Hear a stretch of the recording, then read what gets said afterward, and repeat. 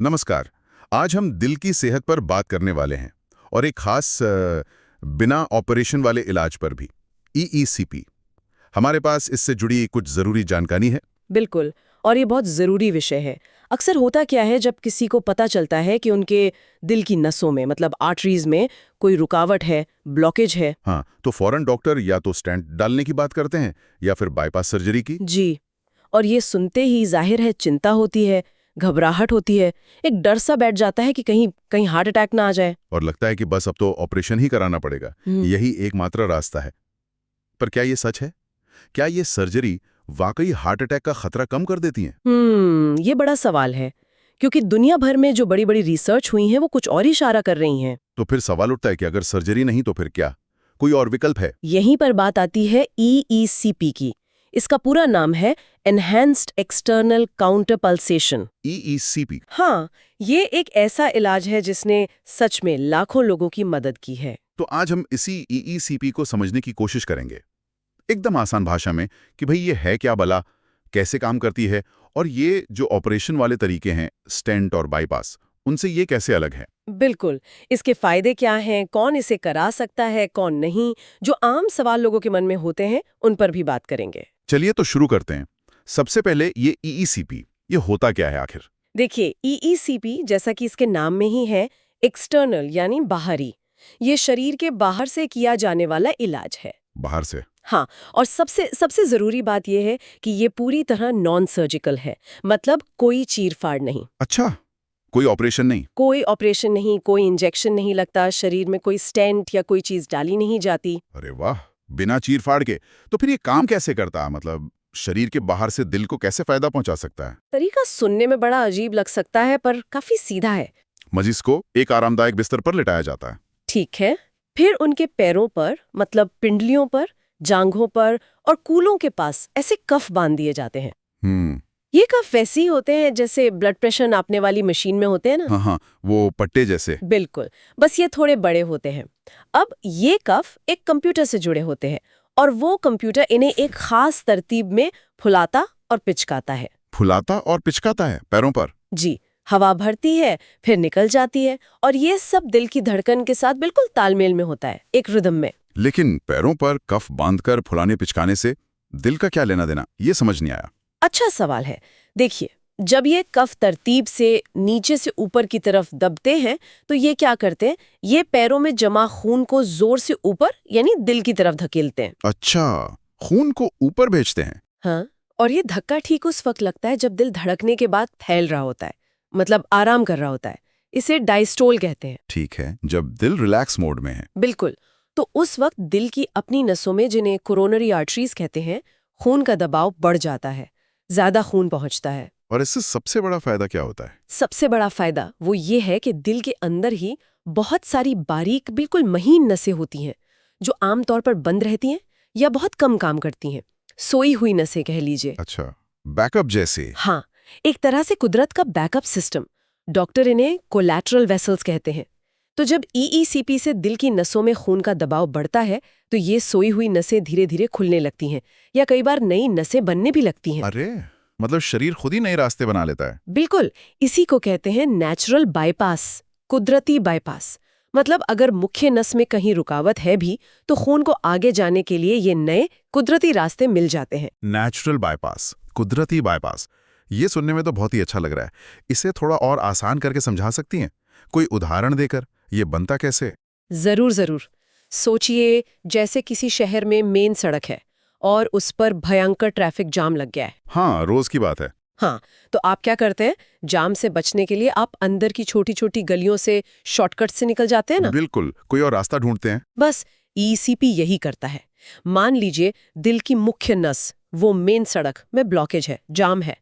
ECP क्या करता है, वो आसपास की बंद पड़ी या कम इस्तेमाल होने वाली छोटी गलियों, कोलैटरल नसों को खोल देता है, उन्हें चालू कर देता है। अच्छा। तो खून उन नई खुली गलियों से होकर आगे पहुंच जाता है। बिल्कुल सही।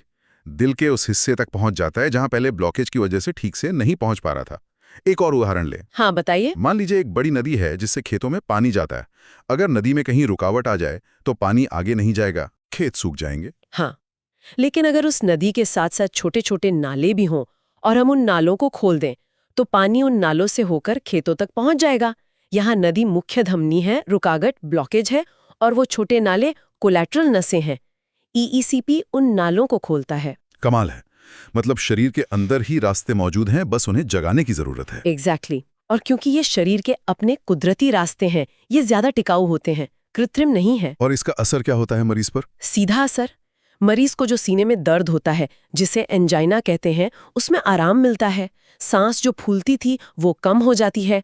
थकान कम महसूस होती है, वो ज्यादा एक्टिव हो पाते हैं। तो ये जो ईईसीपी से नेचुरल बाईपास बनता है और जो डॉक्टर ऑपरेशन करके सर्जिकल बाईपास बनाते हैं, उसमें फिर मुख्य फर्क क्या हुआ? बहुत बड़ा फर्क है। देखिए, जब डॉक्टर बाईपास सर्जरी करते हैं तो वो क्या करते हैं? वो शरीर के किसी दूसरे हिस्से से, जैसे कि मरीज के पैर से या सीने के अंदर से, नस का एक टुकड़ा लेते हैं। हाँ, सुना है। और उस टुकड़े को दिल की जो नस ब्लॉक हो गई है उसके एक सिरे से दूसरे सिरे तक जोड़ देते हैं। मतलब ब्लॉकेज वाली जगह को कूदकर खून के लिए एक नया बाहरी रास्ता बना देते हैं। ये एक तरह से बाहर से लगाया गया पाइप है, एक कृत्रिम आर्टिफिशियल रास्ता। और नेचुरल बाईपास में? नेचुरल बाईपास में ऐसा कुछ बाहर से नहीं लगाया जाता, कोई नस कहीं से निकालकर नहीं जोड़ी जाती। ईईसीपी दिल के अपने ही अंदरूनी बंद पड़े रास्तों को, उन सोई हुई नसों को जगाकर खोलता है। ये शरीर का अपना बनाया हुआ अंदरूनी रास्ता है। अच्छा, मतलब ये शरीर का अपना सिस्टम है। जी, इसीलिए इसके दोबारा ब्लॉक होने का खतरा भी सर्जिकल बाईपास के मुकाबले कम होता है। और सबसे बड़ी बात, इसमें ऑपरेशन का कोई रिस्क नहीं है। न चीरा, न टांके, न खून बहने का डर, न बेहोशी की जरूरत, न इन्फेक्शन का खतरा। ये सुनने में तो वाकई काफी आसान और सुरक्षित लग रहा है। तो क्या ईईसीपी का जो पूरा इलाज है, जो प्रक्रिया है, वो भी इतनी ही आसान है? हाँ, ये इसकी एक और बहुत अच्छी बात है।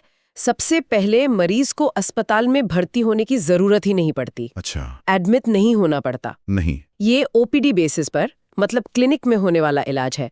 मरीज आता है, इलाज लेता है और घर चला जाता है। रोज? हाँ, रोज। और इसमें कोई दर्द नहीं होता, कोई तकलीफ नहीं, और जो ऑपरेशन वाले बड़े खतरे होते हैं वो तो इसमें है ही नहीं। तो होता क्या है इसमें रोज?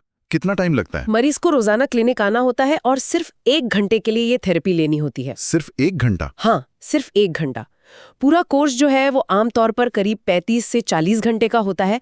मतलब लगभग 7 हफ्ते लगते हैं, अगर हफ्ते में 5 दिन थेरेपी ली जाए। और उस 1 घंटे के दौरान मरीज क्या करता है? बस लेटा रहता है? हाँ, आराम से लेटा रहता है, बल्कि वो चाहे तो गाने सुन सकता है, कोई किताब पढ़ सकता है, टीवी देख सकता है, या अपना मोबाइल फोन भी इस्तेमाल कर सकता है। बिल्कुल आरामदायक माहौल होता है। अच्छा। मतलब बोरियत भी नहीं होती। बिल्कुल नहीं। और जब ये कोर्स पूरा हो जाता है 7 हफ्तों का, तो उसके बाद क्या फर्क महसूस होता है मरीज को? ज्यादातर मरीज बताते हैं कि इलाज पूरा होने के बाद उनके सीने का दर्द या तो बहुत कम हो गया है या पूरी तरह खत्म हो गया है। सांस फूलना कम हो गया है। चलने फिरने में आसानी होती है? हाँ, पहले से ज्यादा चल फिर पाते हैं, सीढ़ियां चढ़ पाते हैं, थकान बहुत कम महसूस होती है। कुल मिला के कहें तो उनकी जिंदगी की क्वालिटी, जो जीने का मजा है, वो बेहतर हो जाता है। ये तो बहुत अच्छी बात है। अब कुछ ऐसे सवाल लेते हैं जो शायद सुनने वालों के मन में आ रहे होंगे। सबसे पहला और सबसे आम सवाल, क्या ईईसीपी ब्लॉकेज को खोल देता है या हटा देता है, जैसे स्टेंट खोलता है? ये बहुत बहुत जरूरी सवाल है और इसका जवाब है नहीं। नहीं। नहीं, ईसीपी ब्लॉकेज को खोलता या हटाता नहीं है। ये समझना बहुत जरूरी है। ब्लॉकेज अपनी जगह पर वैसी ही रह सकती है। ईसीपी ब्लॉकेज का इलाज नहीं है, बल्कि उसका असर कम करने का, या यूं कहें कि उसका विकल्प देने का इलाज है। विकल्प? कैसे? वो ऐसे कि ये खून को मंजिल तक पहुंचाने के लिए नए रास्ते बना देता है, वही नेचुरल बाईपास। तो भले ही पुरानी सड़क, नस पर जाम लगा रहे, खून नई गलियों नेचुरल बाईपास से होकर दिल के उस हिस्से तक पहुंच जाता है। तो ब्लॉकेज अपनी जगह है, पर दिल को खून मिल रहा है। अच्छा, ये कंफ्यूजन दूर करना जरूरी था। तो फिर ये इलाज किन लोगों के लिए ज्यादा फायदेमंद माना जाता है? कौन है आइडियल कैंडिडेट? ये खासकर उन लोगों के लिए बहुत अच्छा विकल्प है जिन्हें मान लीजिए पहले हार्ट अटैक आ चुका हो, या जिनके दिल की पंप करने की ताकत कम हो गई हो। पंप करने की ताकत? मतलब वो जिसे डॉक्टर ईएफ कहते हैं, इजेक्शन फ्रैक्शन। जी हाँ, इजेक्शन फ्रैक्शन या ईएफ। अगर वो कम हो गया है तो ईसीपी बहुत मददगार हो सकता है।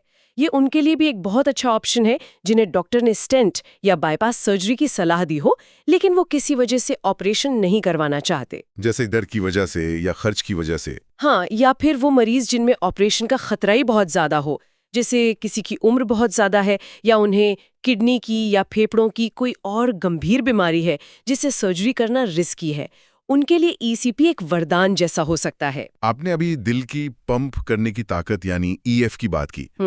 क्या ईईसीपी इसे भी सुधारता है? हाँ, बिल्कुल। और ये ईसीपी का एक और बहुत बड़ा और शायद सबसे महत्वपूर्ण फायदा है। अच्छा। जी, दुनिया भर में जो स्टडीज हुई हैं, उन्होंने साफ तौर पर दिखाया है कि ईसीपी थेरेपी लेने से दिल की मांसपेशियों को खून और ऑक्सीजन की सप्लाई बेहतर होती है। इससे वो मांसपेशियां जो शायद कमजोर पड़ गई थीं, वो फिर से मजबूत होती हैं। और नतीजा? नतीजा ये कि दिल की पंपिंग पावर यानी ईएफ वो बढ़ जाती है। स्टडीज में 5% से लेकर 30-35% तक का सुधार देखा गया है। 30-35% तक, ये तो बहुत ज्यादा है। हाँ, ये काफी महत्वपूर्ण सुधार है। लेकिन ये पंपिंग पावर, ये ब्लॉकेज से भी ज्यादा जरूरी क्यों मानी जाती है? डॉक्टर तो अक्सर ब्लॉकेज की बात करते हैं कि 80% ब्लॉक है, 90% ब्लॉक है। ये बहुत पते की बात आपने पूछी। इसे एक आसान उदाहरण से समझिए। मान लीजिए आपके घर में पानी की मोटर लगी है जो नीचे से पानी खींचकर ऊपर छत वाली टंकी तक पहुंचाती है। हाँ, लगी है। अब सोचिए, अगर वो मोटर ही कमजोर हो जाए, उसकी ताकत आधी रह जाए, तो क्या होगा? पाइप चाहे कितना भी नया हो, कितना भी साफ हो, क्या पानी पूरी रफ्तार से टंकी तक पहुंचेगा? नहीं, धीरे धीरे जाएगा, या शायद पहुंचेगा ही नहीं ठीक से। बिल्कुल। यहाँ दिल वो मोटर है, नसें वो पाइप है और शरीर वो टंकी है जिसे खून चाहिए। अगर दिल रूपी मोटर ही कमजोर हो गई, यानी उसकी पंपिंग पावर कम हो गई, तो नसें पाइप साफ होने के बावजूद शरीर टंकी के सभी हिस्सों तक जरूरत के हिसाब से खून नहीं पहुंच पाएगा। समझ गया। मतलब असल ताकत तो मोटर में होनी चाहिए। एग्जैक्टली। दिल की पंपिंग पावर कम होने का सीधा मतलब है कि दिल की मांसपेशियां कमजोर हो गई हैं, वो शरीर की जरूरत पूरी नहीं कर पा रही। अगर किसी की पंपिंग सामान्य, जो करीब 60% होती है, से घटकर मान लीजिए 30% रह गई, तो आप समझिए कि दिल की ताकत आधी रह गई। बाप रे। और पंपिंग कम होने से होता क्या है शरीर में? लक्षण क्या होते हैं? जब पंपिंग कम होती है तो शरीर को पूरा खून, पूरी ऑक्सीजन नहीं मिलती। इसका नतीजा इंसान को बहुत जल्दी थकान होने लगती है। थोड़ा सा चलने पर या कई बार बैठे बैठे भी सांस फूलने लगती है। हाँ, कई बुजुर्गों में देखा है ऐसा। पैरों में सूजन आ सकती है क्योंकि खून ठीक से सर्कुलेट नहीं हो रहा। और अगर पंपिंग बहुत ज्यादा कम हो जाए तो रोजमर्रा के छोटे मोटे काम करना भी मुश्किल हो जाता है। सच तो यह है कि अच्छी पंपिंग पावर ही अच्छी सेहत और लंबी जिंदगी की कुंजी है। अगर पंपिंग 25% से नीचे चली जाए तो स्थिति काफी चिंताजनक मानी जाती है। तो फिर डॉक्टर ब्लॉकेज पर ही इतना जोर क्यों देते हैं? पंपिंग की बात उतनी क्यों नहीं करते? इसके कई कारण हो सकते हैं। एक तो शायद इसलिए कि ब्लॉकेज को नापना, एंजियोग्राफी में देखना और फिर उसे खोलने के लिए उनके पास सीधे तरीके मौजूद हैं, जैसे स्टेंट डालना या बाईपास सर्जरी करना। अच्छा। लेकिन ये तरीके, स्टेंट और बाईपास, ये सीधे तौर पर दिल की पंपिंग पावर को नहीं बढ़ाते। उनका काम ब्लॉकेज खोलना है। पंपिंग बढ़ाने वाले इलाज सीमित हैं, दवाएं हैं, लेकिन उनका असर धीरे धीरे होता है। ईईसीपी उन कुछ चुनिंदा इलाजों में से है जो सीधे तौर पर पंपिंग सुधारने में मदद कर सकते हैं। क्योंकि ये दिल की मांसपेशियों को मजबूत करता है। हाँ, बेहतर खून और ऑक्सीजन सप्लाई देकर। तो शायद डॉक्टरों का फोकस ब्लॉकेज हटाने पर ज्यादा रहता है, क्योंकि उसके लिए उनके पास सर्जिकल उपाय हैं। पंपिंग सुधारना थोड़ा ज्यादा मुश्किल काम है। तो अगर किसी की पंपिंग कम है और डॉक्टर ने कहा है कि स्टेंट या बाईपास से भी शायद ज्यादा फायदा न हो, तो ईसीपी उनके लिए एक उम्मीद हो सकती है? बिल्कुल हो सकती है। जैसा मैंने कहा, स्टडीज में 5% से लेकर 30-35% तक का सुधार देखा गया है। और पंपिंग में 5% का सुधार भी मरीज की जिंदगी की क्वालिटी में जमीन आसमान का फर्क ला सकता है। वो ज्यादा एक्टिव हो पाते हैं, बेहतर महसूस करते हैं। इसलिए मेरा मानना है कि ब्लॉकेज के साथ साथ या शायद उससे भी ज्यादा पंपिंग पर ध्यान देना बहुत जरूरी है। ये बात तो बिल्कुल सही है। अच्छा, अभी तक हमने सुना कि ईसीपी दिल के लिए नेचुरल बाईपास बनाता है, पंपिंग सुधारता है। क्या इसके फायदे सिर्फ दिल तक ही सीमित हैं या शरीर के दूसरे हिस्सों पर भी इसका कुछ अच्छा असर होता है? ये एक और बहुत दिलचस्प पहलू है ईसीपी का, क्योंकि ये पूरे शरीर में खून के बहाव को बेहतर करता है। इसका असर सिर्फ दिल पर ही नहीं रुकता। अच्छा, और कहाँ का? देखिए, जब खून का बहाव सुधरता है तो हर अंग को फायदा पहुंचता है ना? तो रिसर्च ये बताती है कि ईसीपी से दिमाग में खून का बहाव करीब 20-25% तक बढ़ सकता है। दिमाग में? उससे क्या होगा? उससे याददाश्त बेहतर हो सकती है, ध्यान लगाने की क्षमता, कंसंट्रेशन सुधर सकता है। कुछ मरीज बताते हैं कि उन्हें सोचने समझने में ज्यादा स्पष्टता महसूस होती है। कमाल है। और किडनी में खून का बहाव भी 20-25% तक बढ़ता है। इससे किडनी का फिल्ट्रेशन रेट, जिसे GFR कहते हैं, वो भी बेहतर हो सकता है। ये उन लोगों के लिए खास तौर पर फायदेमंद हो सकता है जिन्हें दिल की बीमारी के साथ साथ किडनी की समस्या भी हो। यानी ये तो मल्टी सिस्टम फायदा दे रहा है। हाँ, पाचन तंत्र में, आंतों में खून का बहाव सुधरता है, जिससे पाचन बेहतर हो सकता है। और एक बहुत ही रोचक स्टडी में पाया गया कि पेल्विक एरिया यानी पेट के निचले हिस्से में खून का बहाव 140% से भी ज्यादा बढ़ सकता है। 140%? जी, इसका असर पुरुषों की यौन सेहत पर भी देखा गया है। इरेक्टाइल डिस्फंक्शन में सुधार हो सकता है क्योंकि वहां भी खून का बहाव बढ़ता है। ये तो वाकई चौंकाने वाले फायदे हैं। मतलब दिल के इलाज के साथ साथ पूरे शरीर का कायाकल्प हो रहा है एक तरह से। हाँ, कह सकते हैं, क्योंकि ये खून के बहाव को, सर्कुलेशन को, जो कि शरीर की बुनियाद है, उसे सुधारता है। कुछ स्टडीज में तो ये भी देखा गया है कि इससे शरीर में नाइट्रिक ऑक्साइड का उत्पादन बढ़ता है। Nitric oxide? जी, वो क्या करता है? नाइट्रिक ऑक्साइड हमारी नसों को फैलाने में, रिलैक्स करने में मदद करता है। इससे ब्लड प्रेशर कंट्रोल में मदद मिल सकती है। इंसुलिन सेंसिटिविटी बेहतर हो सकती है, जो डायबिटीज के मरीजों के लिए अच्छी खबर है। यानी ये बीपी और शुगर में भी फायदेमंद हो सकता है। हाँ, अप्रत्यक्ष रूप से, क्योंकि ये शरीर के अंदरूनी सिस्टम को बेहतर बना रहा है। तो ये सिर्फ दिल का इलाज नहीं, बल्कि पूरे शरीर की सेहत को सुधारने वाला इलाज है। जैसे फायदे जानने के बाद अब उस बड़े सवाल पर वापस आते हैं जिसका जिक्र हमने शुरू में किया था, स्टेंट और बाईपास सर्जरी। क्योंकि ज्यादातर लोग तो यही सोचते हैं कि 80-90% ब्लॉकेज है, मतलब हार्ट अटैक का टाइम बॉम्ब लगा है और ऑपरेशन ही उससे डिफ्यूज करेगा। हाँ, ये डर बहुत गहरा बैठा हुआ है और सालों से हमें यही बताया भी गया है। मरीज को एंजियोग्राफी रिपोर्ट दिखाई जाती है, उसमें वो सिकुड़ी हुई नस दिखती है और फौरन कहा जाता है कि इसे खोलना पड़ेगा, वरना कभी भी हार्ट अटैक आ सकता है। और मरीज डर जाता है। बिल्कुल।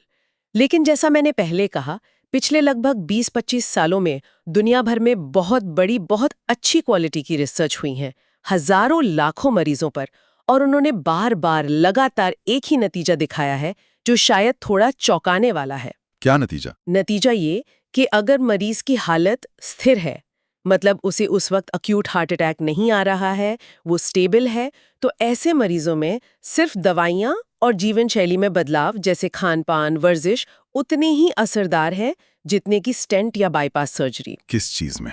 किस चीज में? हार्ट अटैक को रोकने में या मौत के खतरे को कम करने में। क्या मतलब स्टेंट और बाईपास हार्ट अटैक नहीं रोकते हैं या जान नहीं बचाते हैं? उन मरीजों में जिनकी हालत स्थिर है और ब्लॉकेज पुरानी है, उनमें ये तरीके सिर्फ दवा और लाइफस्टाइल मैनेजमेंट के मुकाबले जान बचाने या हार्ट अटैक रोकने में बेहतर साबित नहीं हुए हैं। ये कौन सी स्टडीज कह रही हैं? कई बड़ी स्टडीज हैं, जैसे 2007 में आई करेज ट्रायल, फिर 2019 में आई बहुत बड़ी इस्कीमिया ट्रायल।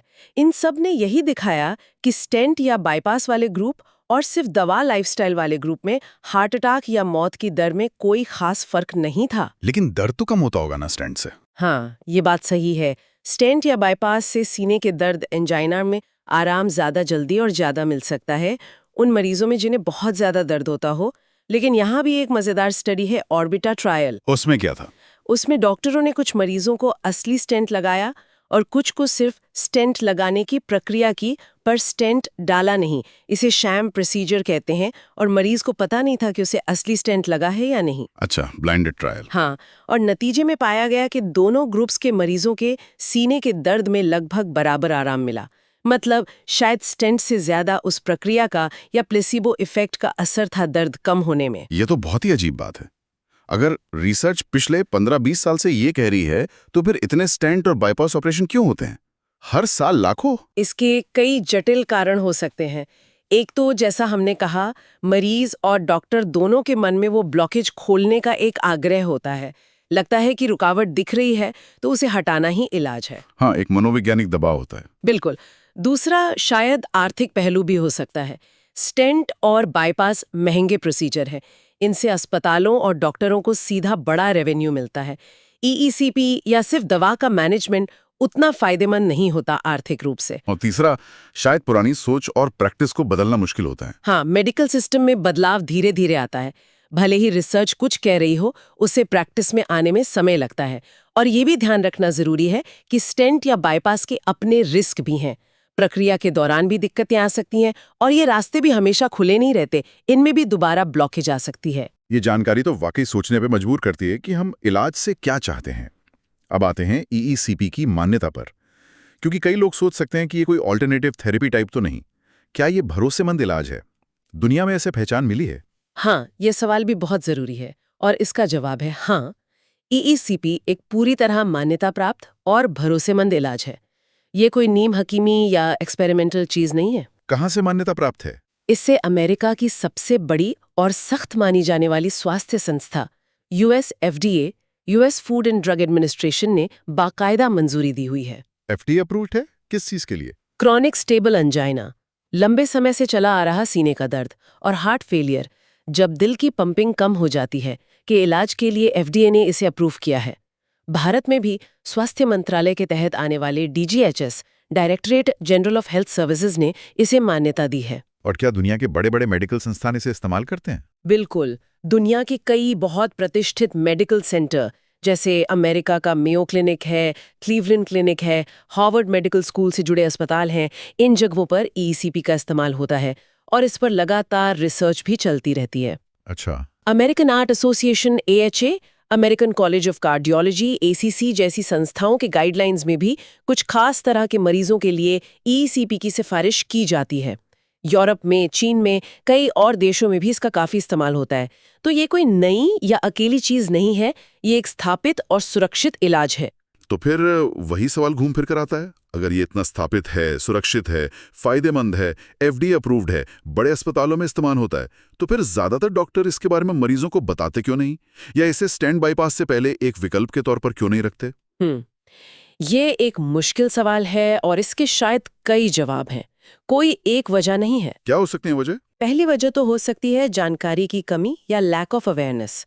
हो सकता है बहुत से डॉक्टरों ने अपनी मेडिकल ट्रेनिंग के दौरान ईईसीसीपी के बारे में विस्तार से पढ़ा ही ना हो, क्योंकि मेडिकल कॉलेज के सिलेबस में सालों से एंजियोप्लास्टी और बाईपास सर्जरी पर ही ज्यादा फोकस रहा है। अच्छा, मतलब उन्हें पता ही नहीं है इसके बारे में ज्यादा? हो सकता है या उतनी गहराई से नहीं पता।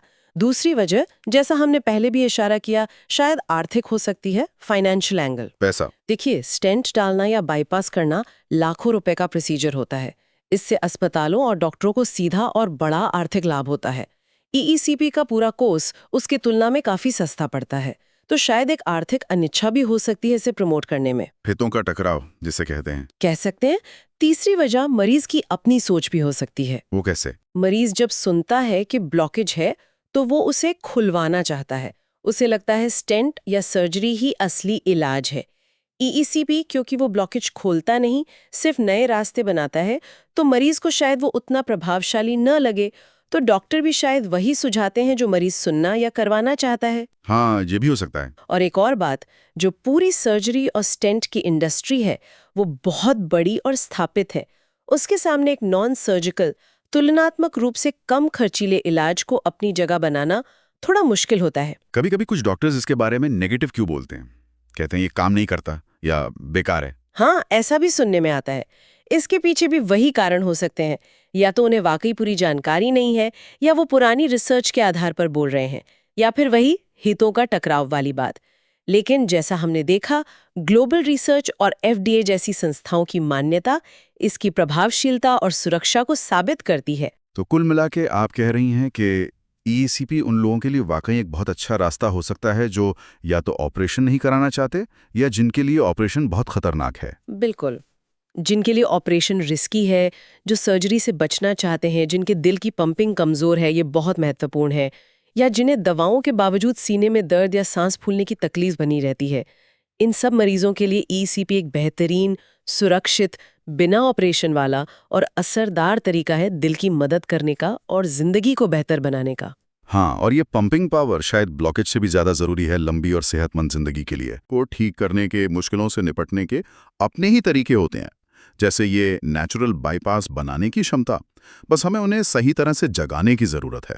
जी, और ये भी सोचने वाली बात है कि कैसे बड़ी-बड़ी मेडिकल रिसर्च जैसे करेज ट्रायल, इस्कीमिया ट्रायल हमें सालों से चले आ रहे पारंपरिक इलाजों पर सवाल उठाने और दूसरे विकल्पों पर गंभीरता से विचार करने के लिए प्रेरित करती हैं। सही कहा।